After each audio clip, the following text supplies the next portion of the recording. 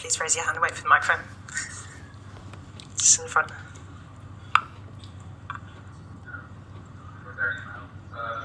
What's it like when you sum up your emotions? Yeah. Look, to lose a final is incredibly tough. I think, firstly, congratulations to Spain. They were the best team in the tournament. They were the best team tonight. Our players have been incredible. They've given everybody some incredible nights. They couldn't have given any more in terms of their effort, their desire, their character. Tonight we fell short. We didn't keep the ball well enough. We actually defended well in the first half, in particular, limited their possibilities, but we couldn't play through the counter press well enough, and we actually didn't really use the ball well until we were a goal down. Then we had a decent period in the game. We got the equaliser, but I think the physical toll of the issues we came into the tournament with, the extra time periods, and then tonight having as little of the ball as we did, ultimately that took a big toll, and I think was part of the reason why at the end, legs started to go and you start to make mistakes. But the players have pushed it till the 85th minute of the final game. They've been incredible, really. Commiserations. What was the lesson you took players on? Obviously, you can make progress in your time in charge, but to have that gut punch for a second throw in final doesn't. Yeah, the messaging was exactly what I've just said to you guys. Very proud of the group of players. They couldn't have given me any more. They couldn't have given the country any more. So ultimately, we lost to the better side, and we have to reflect on, how that happened. But it is very clear in my mind the game.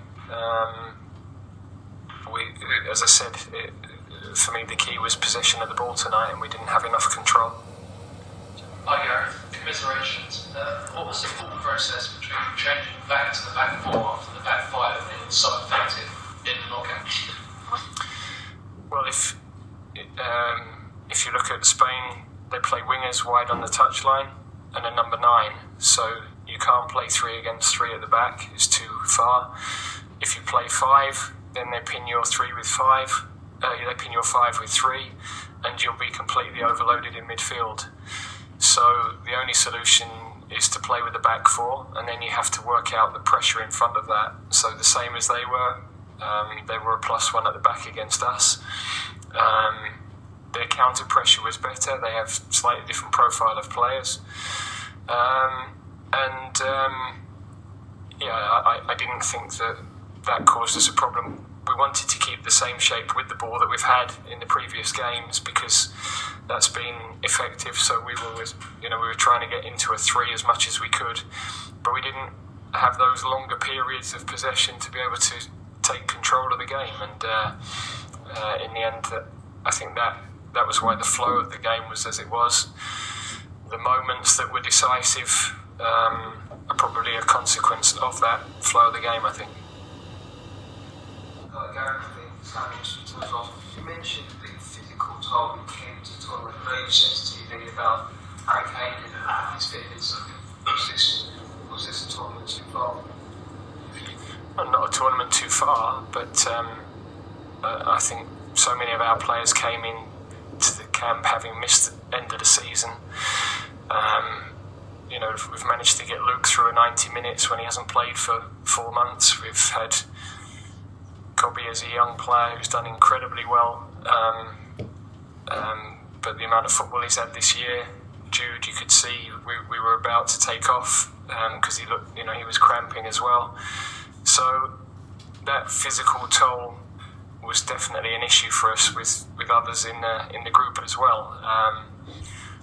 But of course that's exacerbated when you don't keep the ball earlier in the game. So yeah, look, there was a lot stacked against us tonight in terms of having a day left to recover from the previous game and having had the extra time periods that we did. But we have to hold our hands up. Spain were better, and in the end, that is the long and short of it. Hi. What do you think was the problem with Harry Kane in this match? Just one shoot, the ball contact? What was the reason for it? No, I think that Harry has come into the tournament having had an injury at the end of the season. He's played a lot of minutes. We've tried to manage those minutes as well as we could. He's led the team incredibly well. You know, we've lost a lot of leadership from the group with the injuries to Henderson and Maguire, so a lot has fallen on Harry's shoulders. He's done that exceptionally well. We just felt that we needed to get more pressure on their centre-backs and to have the option of a runner in behind, which was why we put Ollie Watkins on when we did. Gentleman on the right here. English talents had this big point hard on you after this battle. But tomorrow was settled and the phrase you did us proud in them. How did that make you feel? Look, I think the team have done the country proud. They've reached the first final away from England. A second final in 2 tournaments is incredible, really. They've played 14 matches in the European Championships, the last 2 European Championships, and we've lost in the last 5 minutes of the 14th game. We weren't beaten other than in penalties in that period. It's an incredible run. So, but at the moment, I have to say, in my head, none of that matters because we had an opportunity to win and we haven't been able to take it. Last 3 questions in the middle here. Hi, Gareth here. Spain was dominating during one moment, but after England scored, it looked like England go one step farther. Why wasn't able England to keep that momentum until the end of the game? Thank you.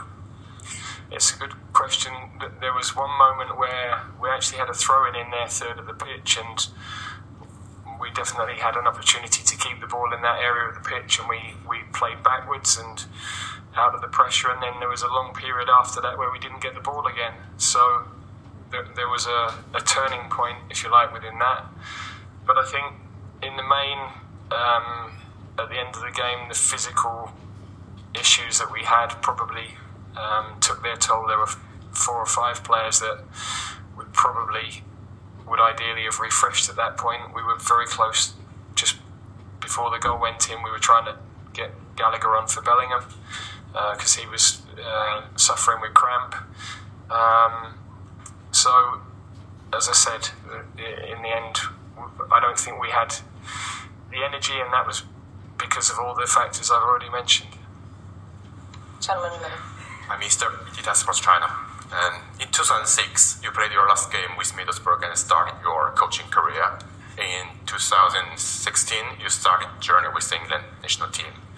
What does this journey of 8 years mean to you personally? And will we see you also in North America in 2026? Thank you.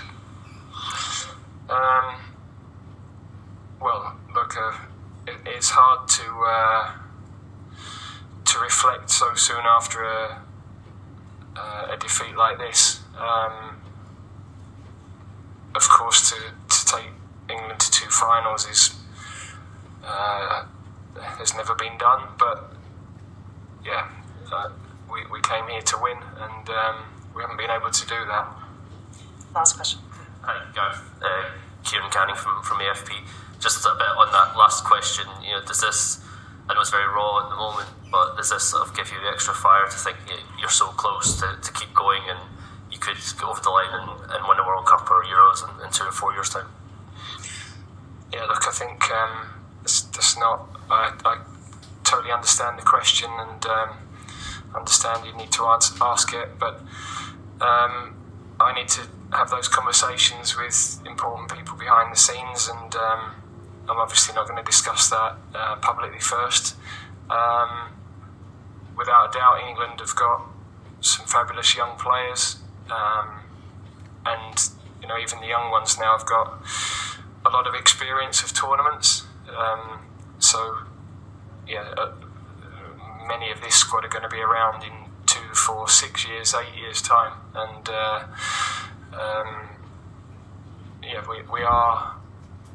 we have now been consistently back in the matches that matter. So it's the last step that we haven't been able to do. Thank you very much. Thank you.